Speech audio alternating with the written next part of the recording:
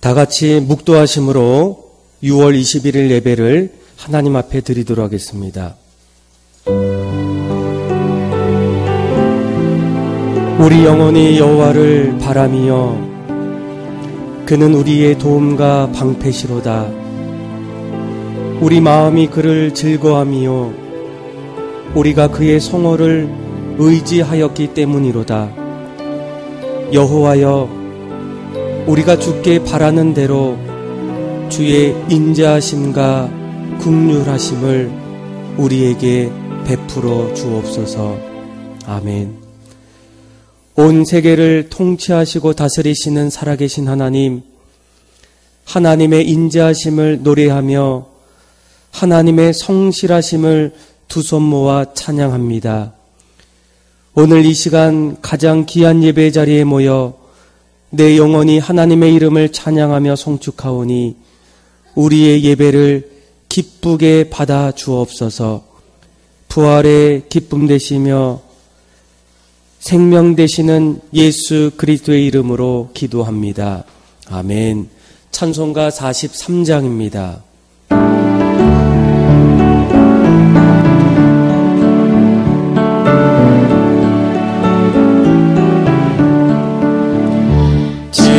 즐겁게 안식할 날 반갑고 좋은 날 내 마음을 경쾌하니 즐겁고 기쁜 날 이날의 천하 만민 다 보자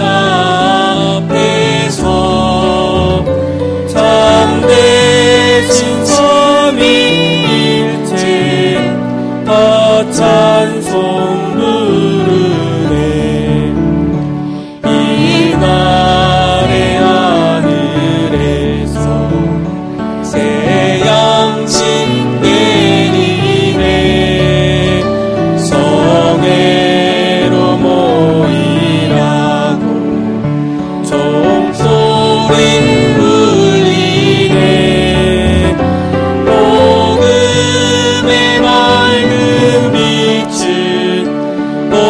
세상 비치며 또 영생 불이 흘러 시원케 하시네.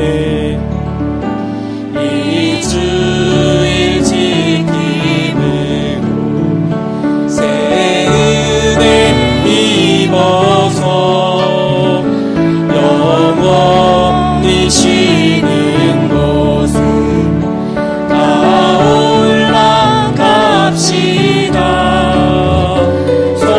성국에 찬미하고 성자와 또 성령 참되신 삼위일체 다 찬송 부르세.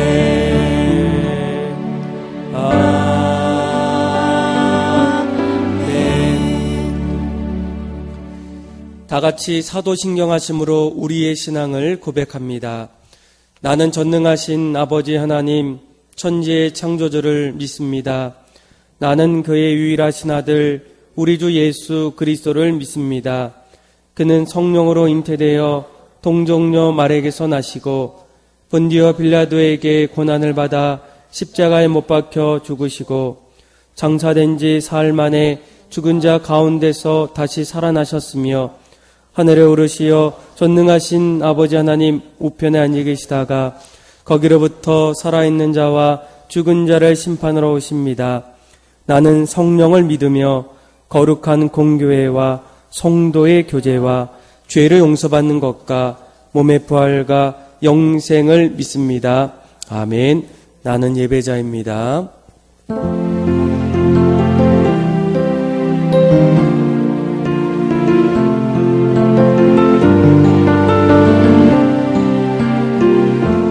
나는 하나님을 예배합니다.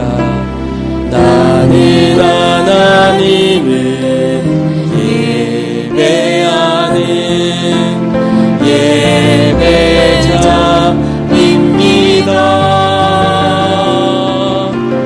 내가 서 있는 곳 어디서나 하나님을 예배합니다.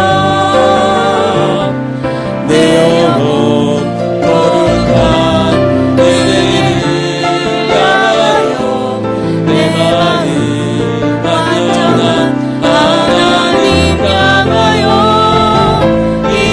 이곳에서 바로 이 시간 하나님을 예배합니다.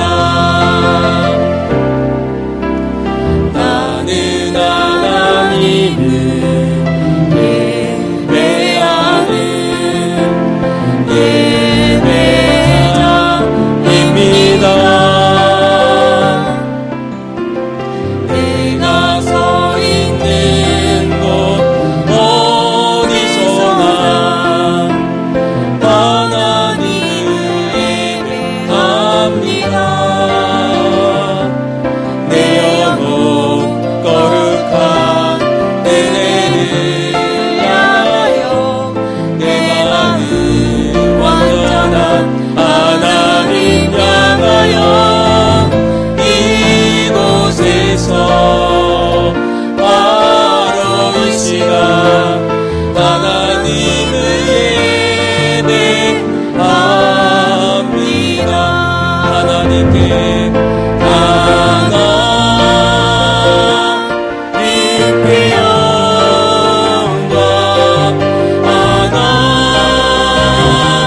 하나님께 영광 하나님께 영광 날 사랑하신 주 깊이로 날 구하사 죄에서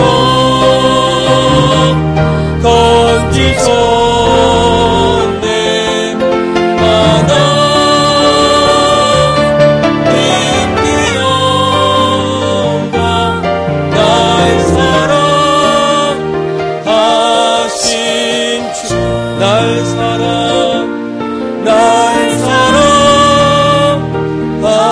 사랑하신 주.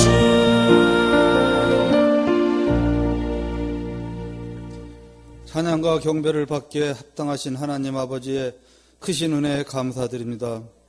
오늘도 믿음의 자녀들이 주님 전에 나와 찬양과 기도로 영광의 예배를 드리오니 이 시간 성령님께서 우리에게 임재하시어 온전히 주님만을 위하여 예배하는 시간이 되게 하여 주시옵소서.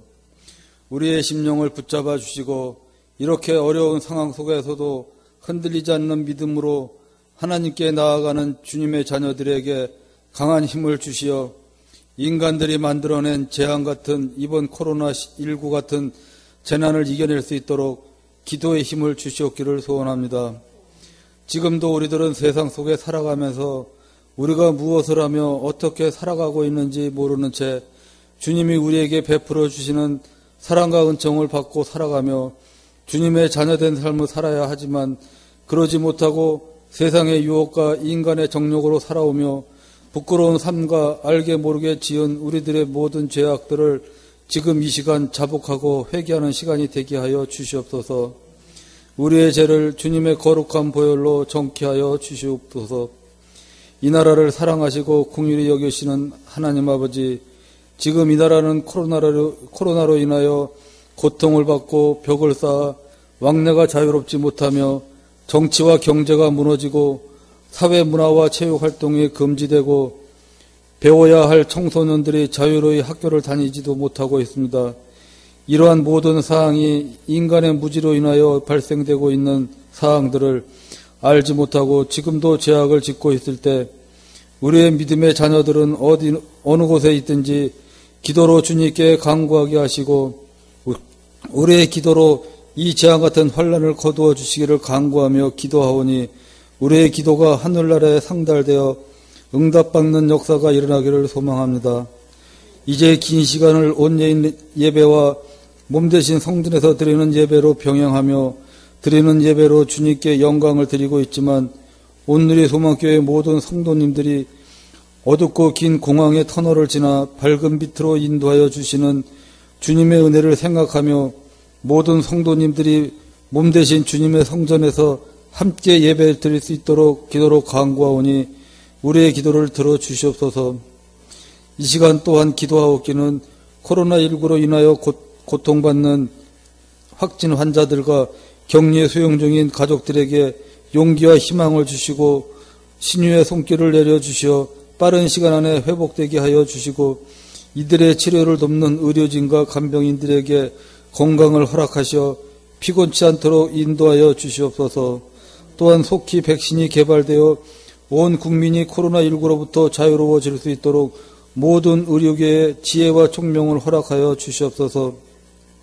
하나님 아버지, 어려운 상황 속에도 주님이 우리에게 주신 지상명령의 선교와 전도를 위한 특별 선교 헌금으로 우리보다 더 어려운 선교지에 도움을 줄 수 있도록 우리들의 마음을 붙잡아 주시고 행하는 믿음으로 인도하여 주시니 더욱 감사드립니다.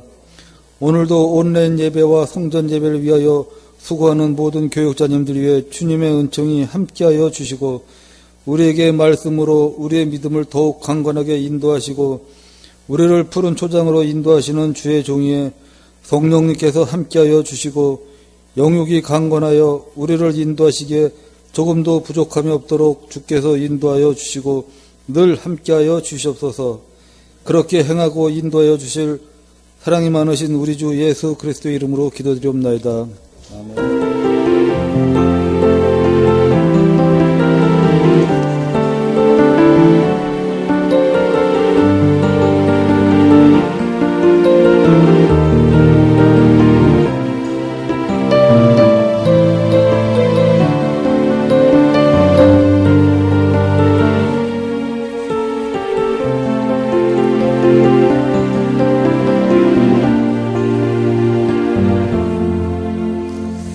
우리 좌우에 계신 분들과 서로 인사하도록 하겠습니다. 반갑습니다. 샬롬. 이렇게 한번 인사하겠습니다. 샬롬, 반갑습니다. 오늘 예배 오신 여러분들, 또 각 가정에서 예배 드리신 여러분들 주님의 이름으로 환영하고 축복합니다. 저희가 지난주부터 개인의 신앙 설문지를 또 함께 좀 조사하기를 원합니다. 아마 이번 또 신앙 설문지는 여러분들 각자의 개인의 영성과 그리고 가정 신앙 생활의 상태를 또 함께 돌아봄을 통해서 코로나 이후에 또 우리들의 가정과 신앙을 더욱더 세우기 위한 그런 귀한 설문입니다. 그래서 꼭 참여하셔서 많은 분들이 참여하셨는데 이번 주 수요일까지 그렇게 온라인을 통해서 또 지면 설문지를 통해서 또 함께 참여해 주시면 좋겠습니다. 돌아오는 6월 27일은 가정예배 세우기 실행위원회 모임이 있습니다. 그래서 토요일 오후 2시에 있고요. 그리고 7월 5일은 저희가 교회 맥주 감사절로 그렇게 보내게 됩니다.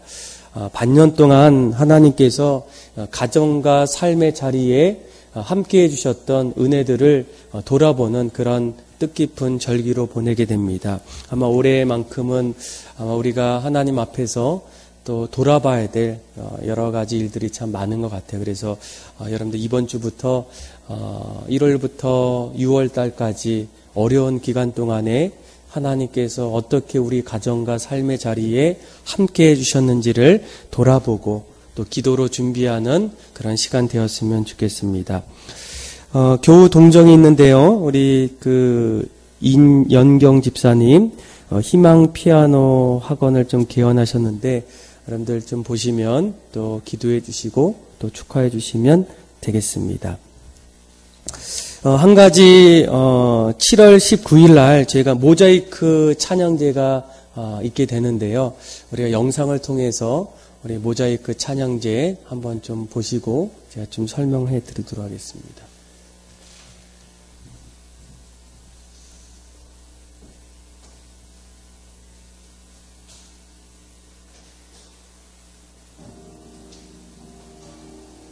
코로나19 사태가 무리한 소리를 보는 것입니다. 지금부터 며칠이 매우 중요한 때입니다. 오늘 대비하여 190명이 추가되어 현재까지 346명이 확진되었으며 이 중 327명이 격리 입원 중입니다.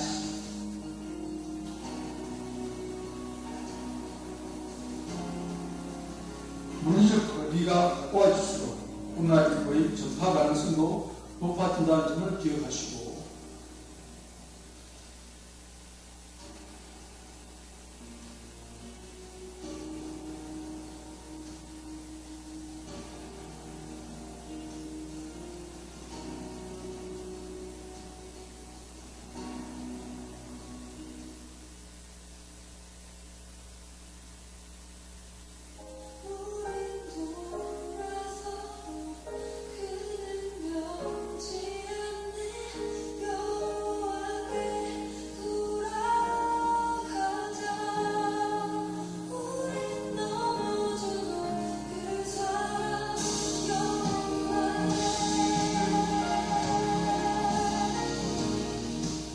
안녕하세요. 오늘 소망교회 성도님들, 각자의 자리에서 하나님께 영광 돌리는 성도님들을 축복하고 사랑합니다. 오늘 이렇게 영상으로 찾아뵙게 된 이유는 성도님들께 기쁜 소식을 알려드리기 위해서입니다.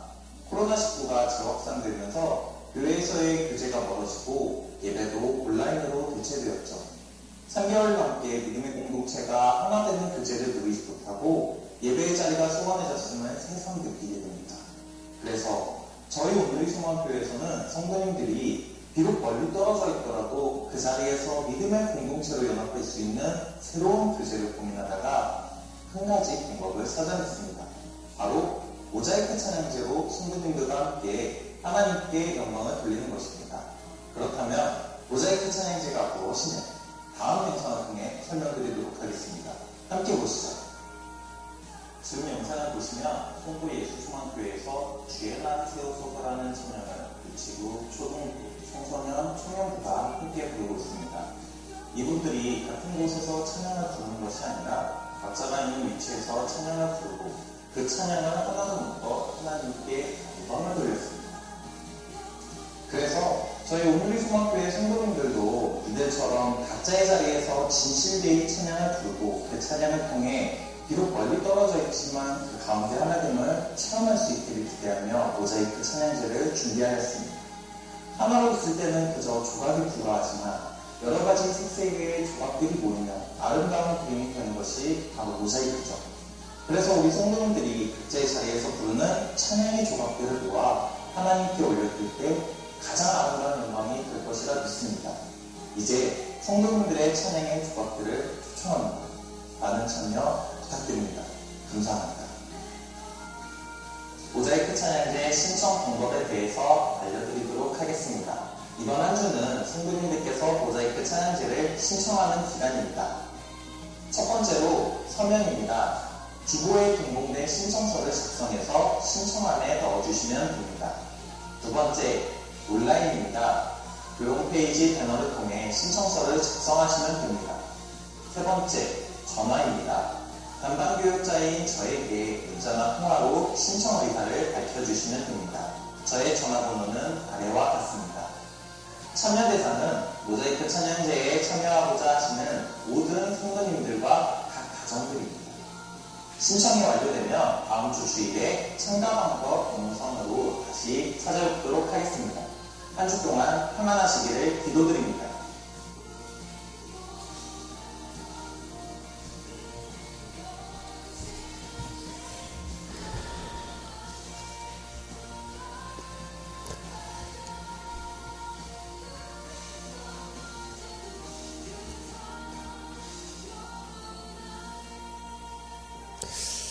네, 이번 모자이크 찬양제를 통해서 그동안 코로나19로 인해서 또 약해져 갔던 신앙 공동체를 또 다시 회복하고 또 연합과 하나됨을 통해서 또 하나님 앞에 영광 돌릴 수 있는 그런 시간들로 좀 보내기를 원합니다. 그래서 여러분들 또 개인적으로도 또 가족 모두가 함께 참여하셔서 또 함께 하나 되고 또 하나님 앞에 영광 돌릴 수 있는 그런 시간들 되었으면 좋겠습니다. 나머지 광고는 여러분들 주보를 보시면 되겠습니다. 오늘 하나님께서 우리에게 주신 말씀은 시편 46편 1절에서 11절까지의 말씀입니다. 페이지 수는 구약전서 835페이지입니다.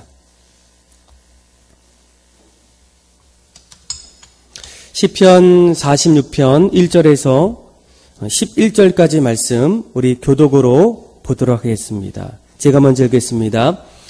하나님은 우리의 피난처시요 힘이시니 환난 중에 만날 큰 도움이시라.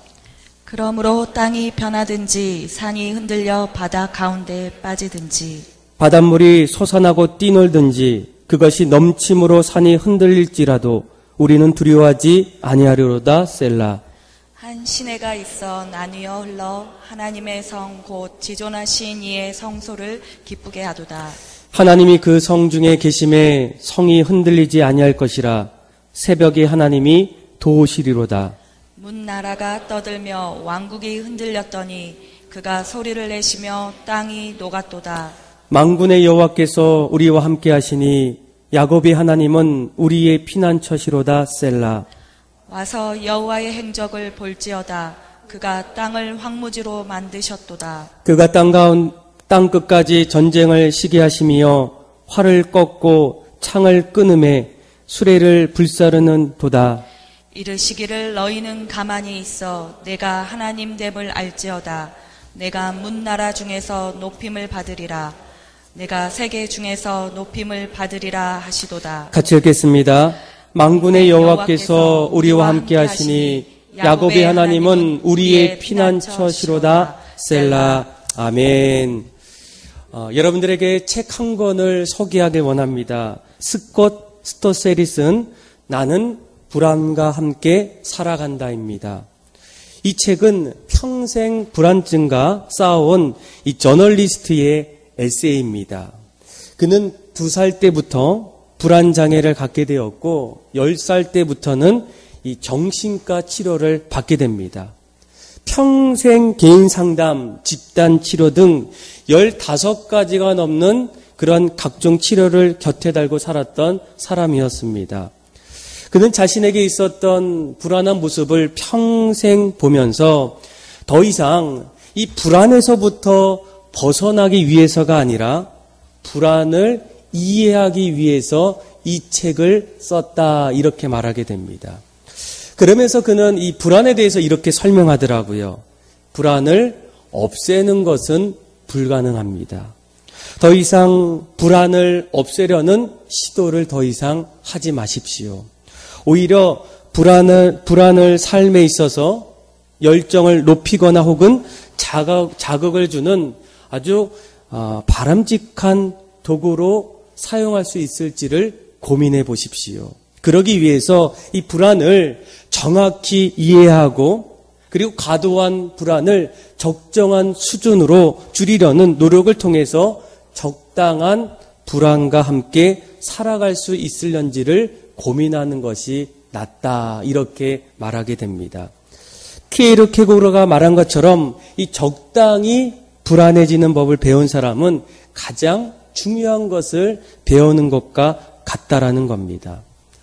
여러분 우리가 살고 있는 이 시대를 뭐라고 표현할 수 있겠습니까? 이 불안의 시대, 불확실성의 시대라고 표현할 수가 있습니다. 앞으로 우리 삶에 무슨 일이 일어날지 아무도 모른다는 겁니다. 그때마다 미래에 대한 불안함, 질병에 대한 두려움, 사고와 실패에 대한 무서움, 또 죽음의 두려움, 실직과 외로움의 두려움, 최근에 코로나19로 인해서 우리가 사는 21세기가 이 불안한 시대임을 확연히 알 수가 있다라는 겁니다. 우리는 앞으로 이 불안한 시대에 두려움 속에서 과연 어떻게 살아가야 할까요? 스콧 스털셀이 말한 것처럼 날마다 불안과 함께 살아가는 것이 맞는 것일까? 그래서 과도한 불안을 적정한 수준으로 줄이도록 노력하면서 적당한 불안과 함께 살아가는 것이 맞는 것일까? 아니면 불안을 어떻게 해서든지 바람직한 도구로 내 삶을 만들어가는 것이 맞는 것일까? 그런데 여러분, 하나님을 믿는 사람들은 이 불안한 시대에 적당히 불안과 함께 사는 것이 아니라 하나님께서 원하시는 것은 더 이상 불안 속에서도 불안해하지 않고 두려워하지 말라는 겁니다. 성경에 하나님께서 가장 많이 반복하는 그 명령이 있다면 무엇이겠습니까? 너희는 두려워하지 말라는 거예요. 성경은 이 두려워하지 말라라는 말을 365번 정도 이렇게 나오게 됩니다. 1년을 365일이라면 매일같이 우리가 하나님의 말씀, 두려워하지 말라라는 말씀을 기억하라는 거예요. 여러분, 하나님이 그토록 우리들에게 어떤 삶의 자리에서 두려워하지 마세요 이렇게 말씀하는 이유가 도대체 무엇이겠습니까? 이 두려움이라는 것은 하나님께서 인간에게 주셨던 사명을 시작하기도 전에 침몰시킬 수 있는 가장 치명적인 요소가 바로 두려움이라는 거예요. 그래서 우리는 어떻게 해서든지 우리의 인생을 하나하나 만들어갈 때 두려움이 오더라도 그 두려움을 극복할 수 있는 그런 소망이 우리에게 있어야 한다는 겁니다. 그렇다면 인생에서 날마다 찾아오는 그런 두려움과 불안한 마음 속에서 앞으로 이 불안함을 하나하나 이겨내고 두려움을 극복하기 위해서 믿음의 성도들에게 필요한 것이 있다면 무엇이겠습니까? 오늘 시편 47편의 말씀을 통해서 이 두려움을 극복하고 불안함을 정복할 수 있는 몇 가지 비결들을 함께 나누기를 원합니다. 첫 번째로 이 불안과 두려움을 극복할 수 있는 아주 중요한 것은 바로 하나님을 나의 피난처로 삼아야 한다는 거예요. 오늘 우리가 읽었던 이 시편 46편의 1절 말씀의 위에 보면 고라 자손의 시 이렇게 기록되어 있습니다. 그런데 정확히 이 시편 46편은 누가 지었는지는 정확하게 알려져 있지 않다는 거예요. 그런데 많은 성경학자들은 이 시편 46편을 히스기야 왕 때에 있었던 역사적인 사건의 배경으로 쓰여진 시다 이렇게 한 목소리로 말하게 됩니다. 열왕기하 19장 말씀을 보게 되면 히스기야 왕 때 이런 내용이 있어요. 북쪽에서 아수르라는 제국의 군대가 내려옵니다. 이미 북이스라엘은 멸망당하게 되었고 그 기세를 몰아서 남쪽에 있는 남유다의 수도 예루살렘으로 이제 내려옵니다. 그리고 그들은 이 18만 5천 명의 대군을 이끌고 수도였던 이 예루살렘 성을 이제 하나하나 이렇게 포위하기 시작해요. 거기에 섰던 이 랍삭의 장군이 이 예루살렘 성을 포위하기 시작하면 머지않아 이 남유다는 결국 망할 수밖에 없다라는 생각을 갖게 됩니다. 그런 전략을 세웠었던 이유는 그만의 어떤 이유가 있다라는 거예요. 이 예루살렘 성은 한 가지 특징이 있는데 이 높은 산에 세워진 도시였기 때문에 천연 요새라고 불리게 됩니다. 아무리 거대한 대군이 오더라도 쉽게 이 성을 무너뜨릴 수가 없다라는 거예요. 그런데 이 예루살렘 성에는 한 가지 치명적인 약점이 있습니다. 그것은 이 식수를 얻을 수 있는 강이나 하천이 예루살렘 성 안에 아무데도 없다라는 거예요.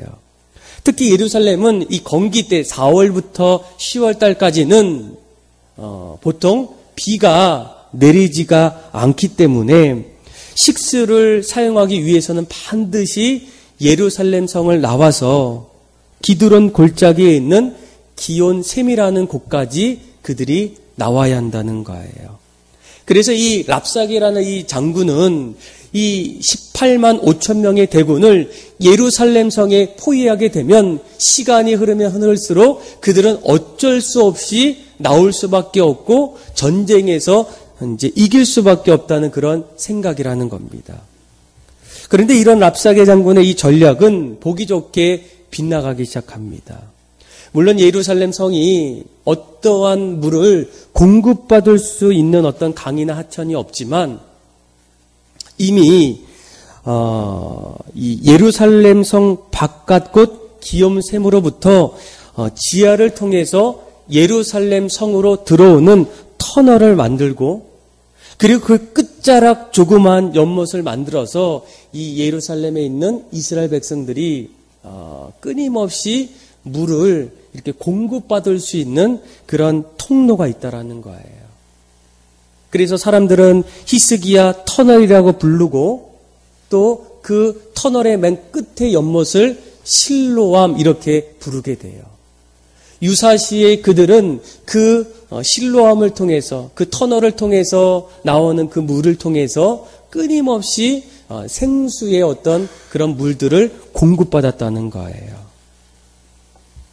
그래서 오늘 우리가 읽었던 이 46편 2절과 3절 말씀을 잘 보시면 그 당시에 이 랍사게가 이 군대를 데리고 예루살렘에 돌아왔을 때 그때의 표현을 이렇게 설명합니다. 2절 보면 그러므로 땅이 변하든지 산이 흔들려 바다 가운데 빠지든지 바닷물이 솟아나고 뛰놀든지 그것이 넘침으로 산이 흔들릴지라도 그러니까 그때의 상황을 이렇게 고백하고 있다라는 거예요. 그런데 중요한 것은 3절 후반절에 뭐라고 얘기합니까? 이렇게 산이 흔들리고 땅이 변하든지 또 넘치는 그런 어떤 자리에서도 우리는 뭐 한다고요? 두려워하지 않는다는 거예요. 가장 큰 이유를 뭐라고 얘기합니까? 1절에 이렇게 얘기해요. 우리 같이 한번 1절의 말씀을 같이 한번 읽어봅시다. 시작. 하나님은 우리의 피난처이시요 힘이시니 환난 중에 만날 큰 도움이시라. 아멘. 그러니까 2절과 3절에 묘사하는 위기의 장면은 말 그대로 뭐 자연재해일 수도 있고 거대한 재난일 수도 있어도 그들이 그 자리에서도 두려워하지 않는 가장 큰 이유는 1절에 하나님이 우리의 피난처이시고 힘이시고 환난 중에 만난 큰 도움이시라는 고백이라는 거예요. 그래서 얼마 안 있으면 이 예루살렘이 무너질 거라고 생각하는 그 자리에서도 여전히 하나님의 은혜를 통해서 그들이 끊임없이 공급받을 수 있는 생수의 어떤 샘물을 얻을 수 있음을 통해서 그들은 날마다 두려워하지 않고 하나님 앞에 믿음으로 고백하는 그런 오늘 시편의 고백이 있다라는 거예요. 여러분 기독교 역사 속에서 이 시편 46편을 가장 사랑했던 사람들 가운데 한 사람이 이 종교개혁을 일으켰던 이 마르틴 루터입니다. 그런데 이 루터에게는 항상 믿음의 동역자가 있었어요. 필립 멜란히톤이라는 사람입니다. 예. 이 마르틴 루터는 이 종교개혁을 일으킬 때에 주로 이 개신교의 정신을 깨우면서 이를 설파했다면 그의 친구였던 이 필립 멜란히톤은 이 개신교의 교리를 정리하고 이를 집대성했던 사람입니다. 그런데 하루는 마르틴 루터가 이 종교개혁을 앞장서면서 날마다 찾아오는 어떤 위험과 어려움 속에서 그가 날마다 그런 일들이 일어날 때면 동역자였던 이 필립 멜란히톤을 찾아가서 이렇게 이야기했다고 해요. 필립, 우리가 이 시편 46편을 노래할 때가 되었네. 그리고 나서 그 두 사람은 거의 습관적으로 이 시편 46편의 말씀을 끊임없이 노래했다는 거예요. 그래서 이 시편 46편을 노래하면서 이 마르틴 루터는 그 시편의 근거에서 우리가 주로 부르는 찬송가 585장을 짓게 됩니다. 그 찬송이 이런 가사예요. 내 주는 강한 성이요 방패와 병기 대신에 큰 환난에서 우리를 구하여 내시리로다. 그러니까 이 종교개혁을 이끌었던 이 마르틴 루터도 끊임없이 자신에게 위협하는 이 캐톨릭의 공권력과 무력 앞에서 얼마나 두려움이 있겠습니까? 또 오늘 본문에 나오는 이 시스기야 왕도 마찬가지예요.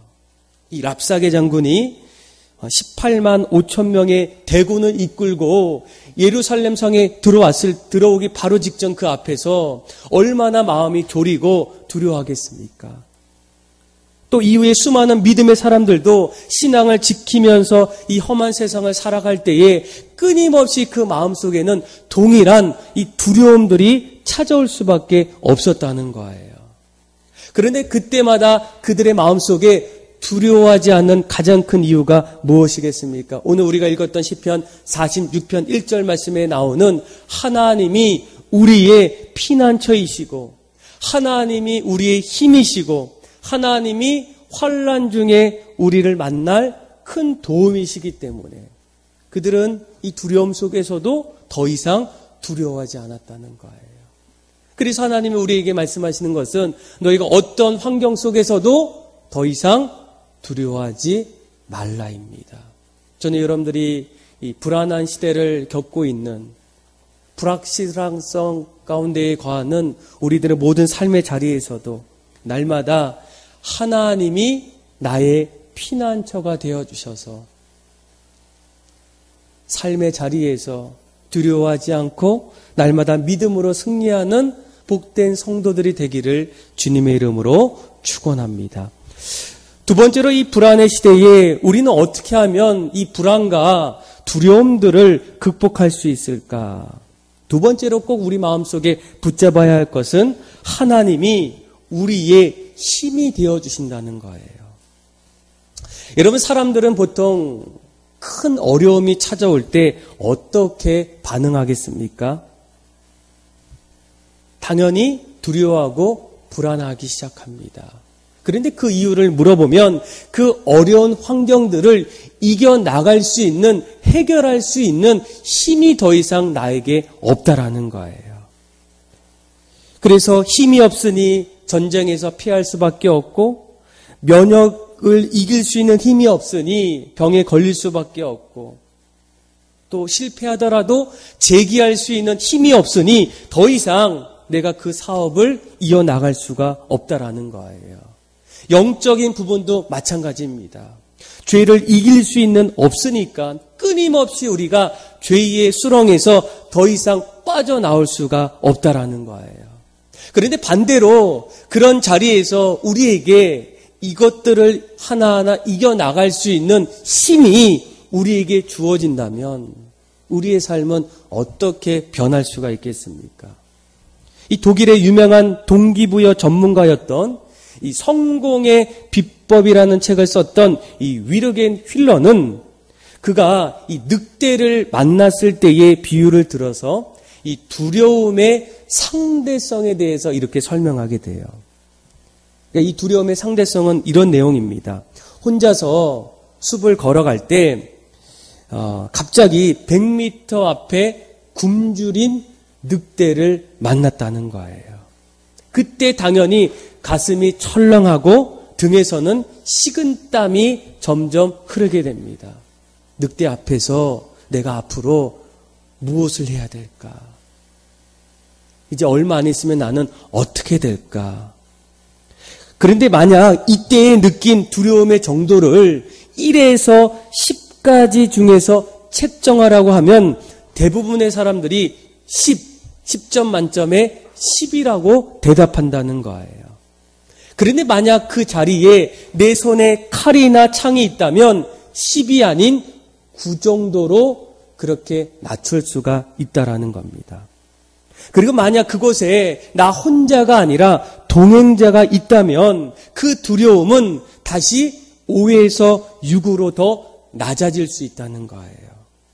그리고 내 손에 있는 그 칼이 아니라 총이 있고 그리고 주변에 탈출할 수 있는 이동수단이 있다면 그 두려움은 더욱더 낮아질 수밖에 없다라는 겁니다. 그래서 그는 이렇게 얘기해요. 뭔가 자신을 방어할 수 있는 어떤 힘이 많아지게 되면 많아질수록 그 두려움의 정도는 그에 비례해서 줄어들 수밖에 없다라는 겁니다. 그러니까 사실 우리에게도 무언가를 할 때에 한계라는 것을 느낄 때가 있어요. 그래서 두려움이 오고 그 두려움의 정도는 점점 많아질 수밖에 없습니다. 그런데 그때에 하나님은 누구이시겠습니까? 하나님은 우리에게 새 힘을 주시는 분이에요. 그래서 성경 곳곳에서 수많은 환난과 어려움의 자리에서 하나님이 찾아오실 때 하나님은 때로는 구름 기둥으로 불기둥으로 찾아오십니다. 또 하늘에서 만나와 메추라기를 내려주시고 천군 천사를 우리와 함께하는 그런 어떤 은혜를 우리에게 보내주신다는 거예요. 그래서 사람으로는 할 수 없으나 하나님으로부터는 할 수 있다. 너희 중에 누구든지 지혜가 부족하거든 모든 사람에게 후히 주시고 꾸짖지 아니하시는 하나님 앞에 구하라. 그리하면 주시리라. 오늘 우리가 읽었던 말씀을 잘 보세요. 5절과 6절 말씀을 보시면 그들이 18만 5천 명의 대군 앞에서도 그들이 두려워하지 않는 이유는 무엇이라고 얘기합니까? 우리 한번 5절, 우리 6절 한번 읽어봅시다. 시작. 하나님이 그 성 중에 계심에 성이 흔들리지 아니할 것이라. 새벽에 하나님이 도우시리로다. 문나라가 떠들며 왕국이 흔들렸더니 그가 소리를 내시며 땅이 녹았도다. 아멘. 자, 18만 5천 명의 대군들이 예루살렘 성을 에워싸았을 때 그들의 마음속에는 당연히 두려움이 있다라는 거예요. 그런데 오늘 5절에 뭐라고 얘기합니까? 5절에 하나님이 그 성에 계심에 새벽에 하나님이 우리를 도우신다는 거예요.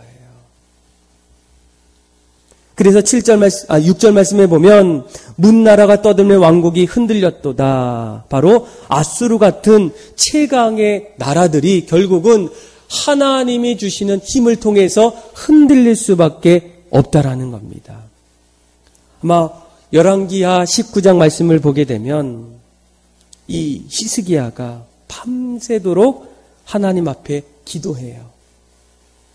그리고 기도가 끝난 그 새벽 다음 날 그 아침에 일어나 보니까 온통 사방에 이 아수르 군대의 어떤 시체가 가득한 모습을 보게 됩니다. 아마 이런 모습을 보면서 오늘 말씀해 보면 새벽에 하나님이 도와주시고 문나라가 흔들리는 그런 일들을 이스라엘 백성들이 고백하고 있다라는 거예요. 여러분 우리가 종종 이 다윗을 이야기할 때 이 다윗은 늘 이 골리앗과의 싸움이 늘 나옵니다. 다윗은 그 어린 소년이었고 골리앗은 천하의 장수였어요. 그런데 어떻게 다윗이 골리앗을 이길 수가 있었을까? 그런데 이 다윗의 고백에는 아주 중요한 골리앗을 이길 수 있었던 이유가 나와요. 우리가 보통 사무엘상에 보면 너는 칼과 단창으로 내게 오지만 나는 만군의 여호와의 이름 곧 내가 모욕하는 이스라엘의 군대의 하나님의 이름으로 내게 가노라 이렇게 얘기하면서 여러분 우리 한번 시편 18편 1절의 말씀을 같이 한번 읽어봅시다. 같이 한번 읽어볼까요? 시작. 나의 힘이 되신 여호와여 내가 주를 사랑하나이다. 아멘.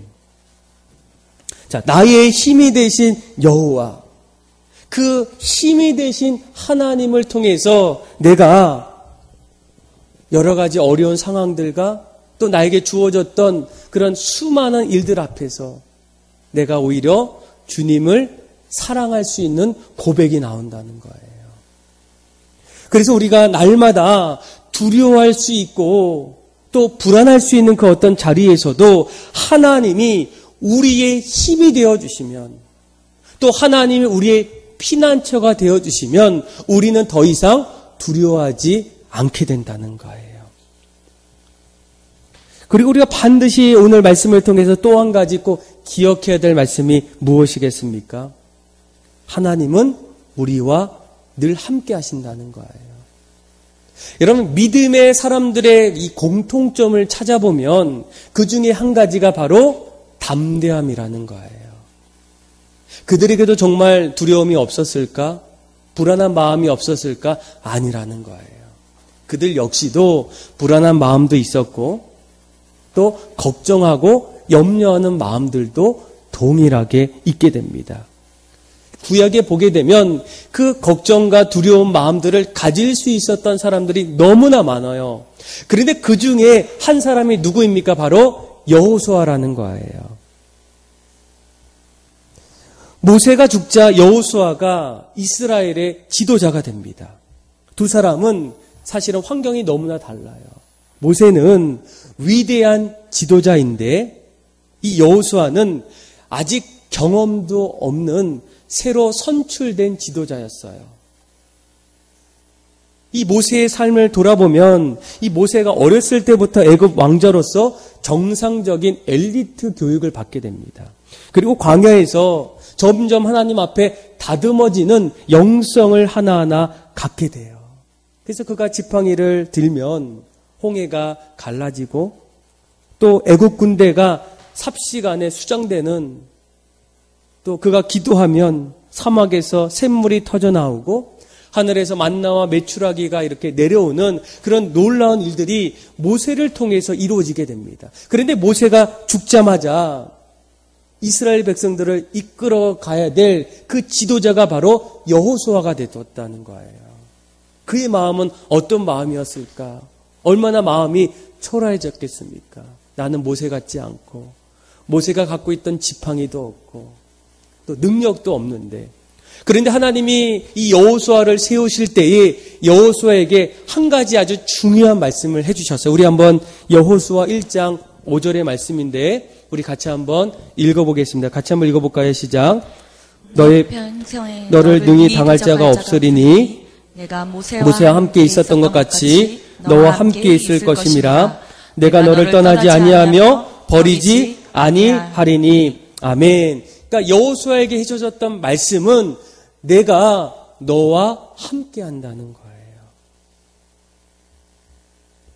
여러분, 여기서 이 함께 한다는 말을 원어로 찾아보면 야하드, 이 야하드는 에하드에서 오게 됩니다. 우리가 보통 이 함께 한다는 것은 내 옆에서 무언가를 도와준다라는 어떤 의미가 있는데, 원어로 보게 되면 이 도움의 의미를 넘어서 하나 된다라는 의미가 들어있다는 거예요. 그래서 함께 한다는 것은 하나님께서 나와 함께 하나 되신 모습을 의미한다는 거예요. 나 같은 죄인과 은혜로 하나 되어 주시는 것을 의미합니다. 아무런 도움을 받을 자격이 없는 사람을 하나님의 은혜로 이제는 죄 없는 하나 되신 인생으로 우리를 불러주셨다는 거예요. 그래서 오늘 우리 시편 46편을 보세요. 잘 보시면, 자, 우리 한번 7절 또 11절에 반복적으로 나오는 게 있어요. 우리 한번 7절 한번 읽어봅시다. 시작. 만군의 여호와께서 우리와 함께 하시니 야곱의 하나님은 우리의 피난처시로다. 셀라. 11절 같이 한번 읽어봅시다. 시작. 만군의 여호와께서 우리와 함께 하시니 야곱의 하나님은 우리의 피난처시로다. 셀라. 아멘. 자, 그들이 반복적으로 두려워할 수밖에 없는 그 자리에서 두려워하지 아니하고 그들의 인생을 하나하나 걸어갈 수 있었던 이유가 무엇이라고 얘기합니까? 하나님이 우리와 함께 하셨기 때문이에요. 하나님이 우리와 함께 하셔서 하나님이 우리에게 피난처가 되어주셔서 하나님이 우리에게 힘이 되어주셔서 우리는 어떤 삶의 자리에서도 두려운 자리에서도 두려워하지 않고 오히려 새로운 길을 걸어갈 수 있다라는 겁니다. 사랑하는 믿음의 성도 여러분, 이 불안한 시대에 우리에게서도 이 불안이 점점 멀어지기를 원해요. 극복하기를 원해요. 만약 우리가 이 땅을 살아갈 때에 날마다 하나님이 나의 피난처가 되어주시고 하나님이 나의 힘이 되어주셔서 내가 날마다 하나님과 함께할 때에 우리의 인생이 정말 어떻게 되어질까. 최근에 이제 신방을 좀 요청받아서 좀 어느 집사님을 만나게 되었는데 이분이 최근에 집안에서 좀 어려운 일들이 좀 찾아왔어요. 근데 제가 들어봐도 참 어려운 그런 가정의 문제입니다. 그래서 쉽게 해결하기는 참 어렵지만 좀 시간도 필요하고 하나님의 어떤 은혜가 정말 필요한 어떤 그런 기도 제목이었어요. 그래서 그 이야기를 다 듣고 그리고 기도해 드리고 이제 각자의 자리로 이제 돌아갔습니다. 근데 최근에 그분이 원래 저에게 문자나 이렇게 카톡을 거의 안 하시는 분인데 얼마 전에 저에게 이제 문자가 하나 왔어요. 그래서 제가 그 문자를 아직 보진 않았지만 그 문자가 왔을 때 내심 그때 말씀해 주셨던 그 어려운 일들이 조금 더 괜찮아지지 않았을까라는 그런 어떤 좀 기대감이 있었어요. 그래서 그 문자가 왔을 때 이제 그 문자를 보니까 좀 저의 예상과는 좀 달랐어요. 그분의 첫 마디가 이런 마디예요. 한번 들어보세요. 목사님, 상황은 달라진 것은 없습니다. 그런데 그 이후의 내용이 되게 중요해요. 목사님, 상황은 달라진 것은 없는데 어제는 찬양의 힘으로 오늘은 기도의 힘으로 세임과 기쁨을 주시는 하나님의 은혜로 감사로 감사에 벅찹니다. 내가 무엇이건대 고난을 통해 연단하시며 붙잡으시는 그 사랑에 눈물이 납니다.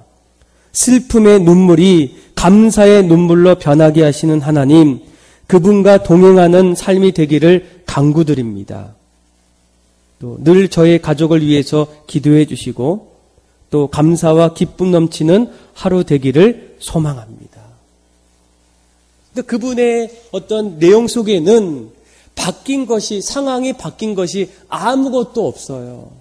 그런 자리에서도 이 슬픔이 감사의 눈물로 바뀌고 찬송이 흘러나오고 세임이 나온 이유가 도대체 무엇이겠습니까?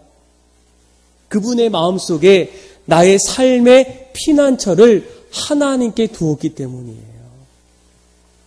하나님께 피난처로 두었을 때 하나님이 자신에게 찾아오시는 세임을 받았을 때 날마다 그 안에는 입술에 찬송이 나오고 기쁨이 나오고 하나님 앞에 영광 돌릴 수 있다라는 거예요.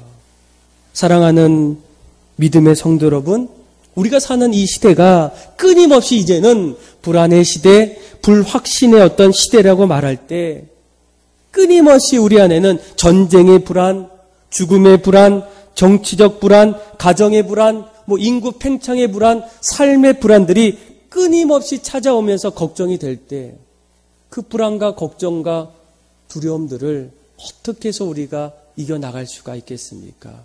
저는 여러분들이 오늘 말씀을 꼭 기억하셔서 우리의 삶에 피난처 되어주시는 하나님을 바라보고 그분이 주시는 힘으로 또 그분과 함께함을 통해서 우리의 삶을 날마다 이겨나갈 수 있는 그런 믿음의 모든 성도들이 다 되기를 주님의 이름으로 축복합니다. 우리 주신 말씀 가지고 내 주는 강한 성이요 또 아무것도 두려워하지 말라 같이 한번 찬양하겠습니다.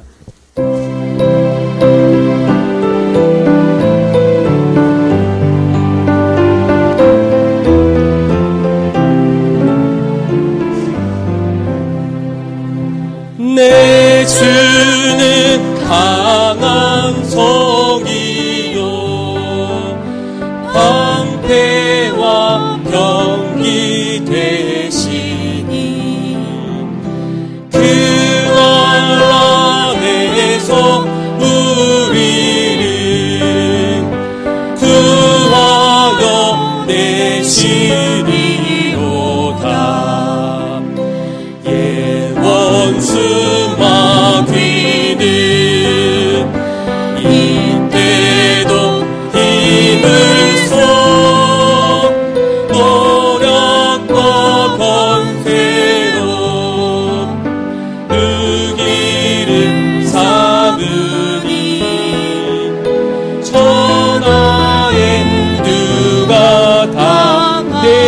힘만 의지할 때, 내 힘만 의지할 때니 패할 수밖에 없도다.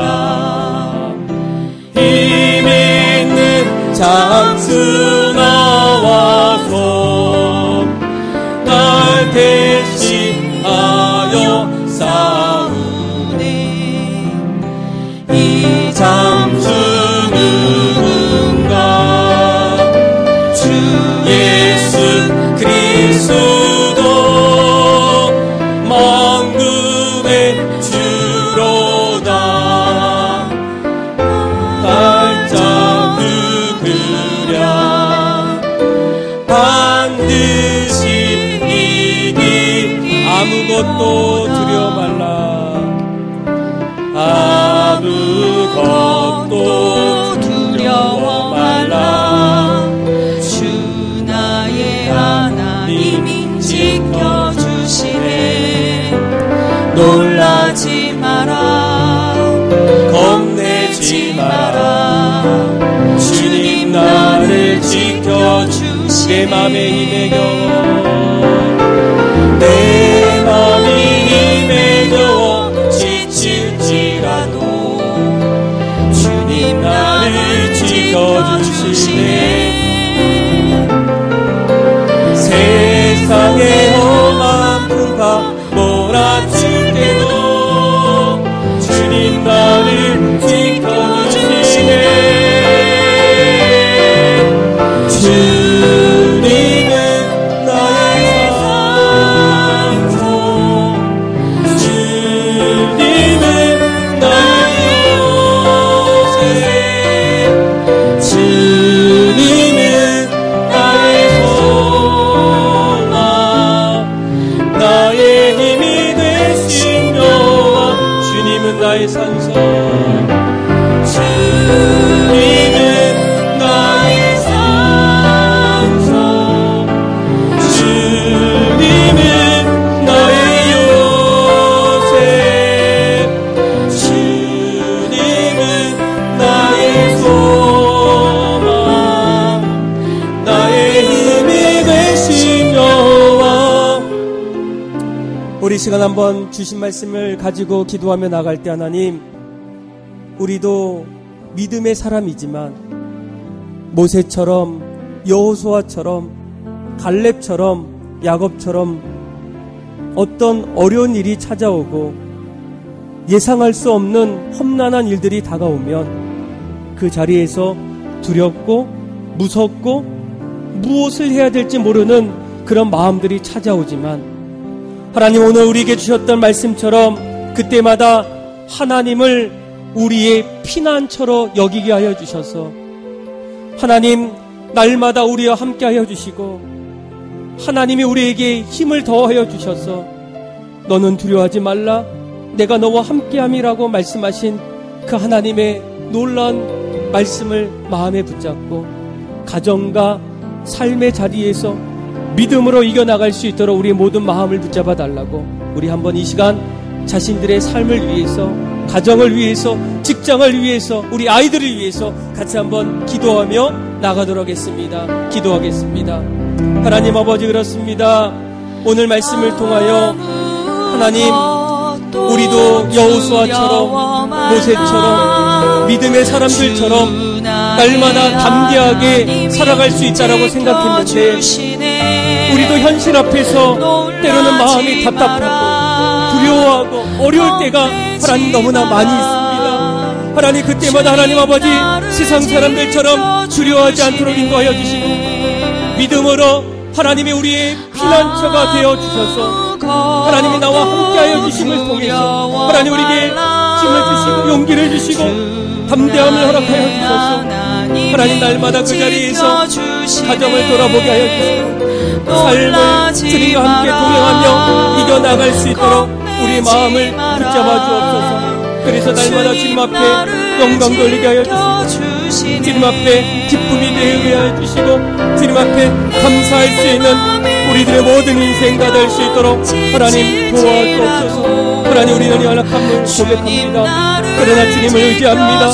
하나님, 나와 함께 하여 주셔서 우리 가정을 책임져 주시고 내 삶을 붙잡아 주시고 우리의 인생의 날마다 주님과 동행하는 삶이 다 될 수 있도록 하나님 도와주옵소서. 오 주님 찬양합니다. 주님 영광 받아주시고 주님 일으켜 주옵소서. 주님은 나의 산성, 주님은 나의 요새, 주님은 나의 소망, 나의 힘이 되시며 주님은 나의 산성, 주님은 나의 산성, 주님은 나의 요새, 주님은 나의 소망, 나의 힘이 되신 여호와.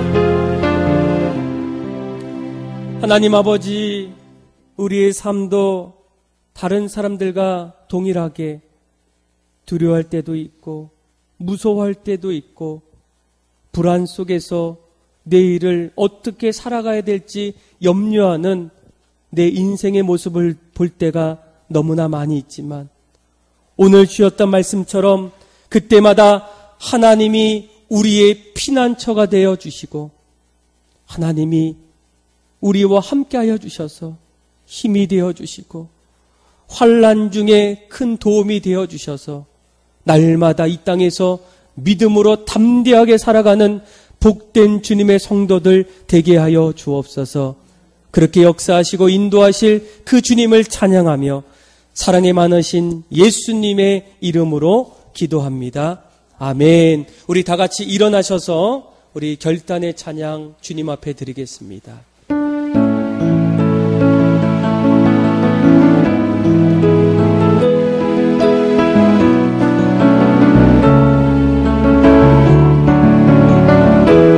예수 우리들의 밝은 빛, 예수 우리들의 밝은 빛, 은혜와 긍휼을 베푸시는 주, 그의 길을 따라가는 주의 자녀들에게 항상 밝은 빛을 비추시. 그는 구원의 주 하나님,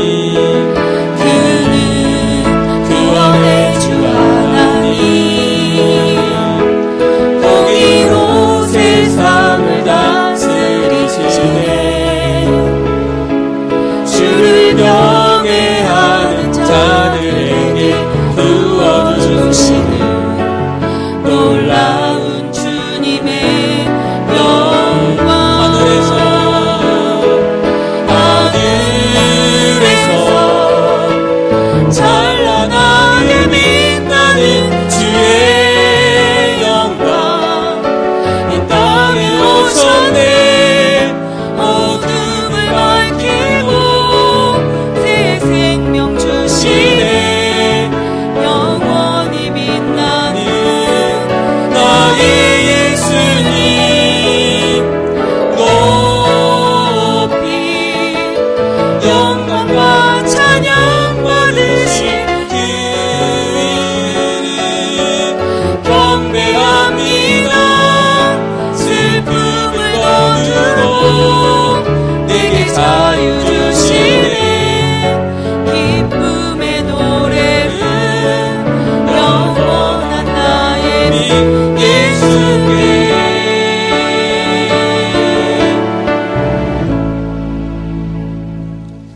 하나님 아버지, 날마다 주님과 동행하는 삶이 되게 하여 주셔서 아무것도 두려워하지 않고 주님과 함께하는 인생 되게 하여 주옵소서. 이 시간 주님 앞에 귀한 예물을 드립니다. 하나님 기쁘게 받아주시고 우리의 정성과 마음을 주님 앞에 올려드렸사오니 우리의 삶과 우리의 가정이 날마다 복의 통로가 되게 하여 주옵소서. 특별히 코로나 기간을 통하여 어려운 이들이 너무나 많을 때 하나님 그들의 삶을 지켜주시고 그들에게 도움의 손길을 허락하여 주셔서 잘 견디고 잘 극복하며 다시금 소망을 두며 일어설 수 있는 은혜도 허락하여 주옵소서. 이제는 우리 주 예수 그리스도의 은혜와 하나님의 무한하신 사랑하심과 성령님의 교통, 위로, 충만하신 은혜가 더 이상 두려워하지 아니하고 하나님을 우리의 피난처로 하나님을 나의 힘으로 둠을 통해서 날마다 새 일을 행하며 소망을 가지고 살기를 원하는 믿음의 모든 성도들 머리 위에 이제로부터 영원까지 함께하기를 간절히 축원하옵나이다. 아멘.